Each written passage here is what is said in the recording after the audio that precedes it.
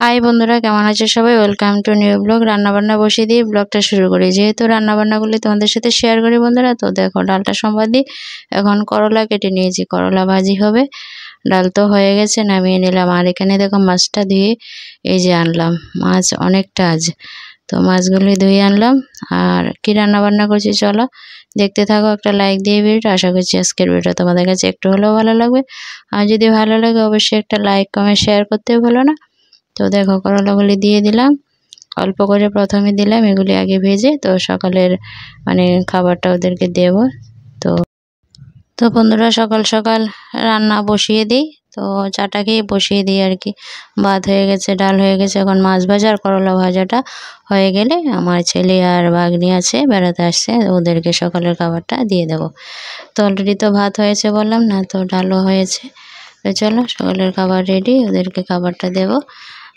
তারপর বাকি কী রান্নাবান্না করছি ভিডিওটা দেখলেই বুঝে যাবে আর কি। থ্যাংক ইউ বন্ধুরা, যে যেখান থেকে আমার ভিডিওটা দেখো, থ্যাংক ইউ সো মাচ। এভাবে পাশে দেখো সবাইকে থ্যাংক ইউ সো মাচ। তো একদম সকালের রান্নাটা হয়ে গেছে, আর এখন দুপুরের জন্য রান্নাটা করব। তারপর দেখো বন্ধুরা, কারকল দিয়ে আলু দিয়ে নিরামিষ একটা ঝোল করছি। ছেলে তো মাছ খায় না, ছেলের জন্য দেখো কারকল আর আলু দিয়ে নিরামিষ একটা ঝোল বসিয়ে দিয়েছি। আরেক পাশে মাছ ভাজা করছি, মাছের ঝোল হবে। তো আজ মাছটা সবজি দিয়ে রান্না করব না, খালি হালকা পাতলা একটা মাছের ঝোল করব। আর মাছের মাথা ছিল, লেজ ছিল, মাছের মাথাটা অনেকটাই বড়, তাই ভাবলাম কি একটু ঘন্ট করে নিতে। দেখো গোবিন্দভোগ চাল ভেজে ওই যে ঘন্টটা বসিয়ে দিলাম মাছের মাথা আর লেজটা দিয়ে। তো দেখলাম কি চালটা ফুটেছে, অনেকটাই হয়ে এসেছে, নাড়াচাড়া দিয়ে নিলাম। আর মাছের মাথা দিয়ে ঘন্টটা রান্না করলে আমার কাছে বেশ ভালোই লাগে খেতে, হাজব্যান্ডও খেতে পছন্দ করে। আর আরেক পাশে দেখো এই যে বললাম হালকা পাতলা একটা মাছের ঝোল করব। আজ কোনো রকম সবজি দেয়নি, গরম প্রচণ্ড, তাই হালকা পাতলা মাছের ঝোলটা রান্না করে নিচ্ছি। আর এইদিকে দেখো আমার মাছের ঘন্ট হয়ে গেছে, দিয়ে দেবো গরম মশলার গুঁড়ো। গরম মশলার গুঁড়ো দিলে ভালো লাগে, সেন্টটায় ঘন্টটা খেতে বেশ দারুণ হয়।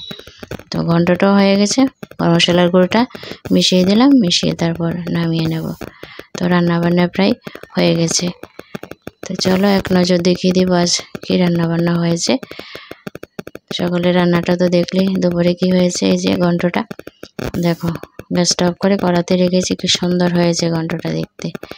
তারপর নামিয়ে নিলাম, নামিয়ে নাড়াচাড়া দিয়ে নিচ্ছি। ঠান্ডা হলে আর একটু গাঢ় হবে, একটু পাতলা দেখা যাচ্ছে, তাও বেশ ভালো হয়েছে। তো বন্ধুরা দেখো আজ এই যে কারকল আলু দিয়ে নিরামিষ ঝোল করলাম ছেলের জন্য।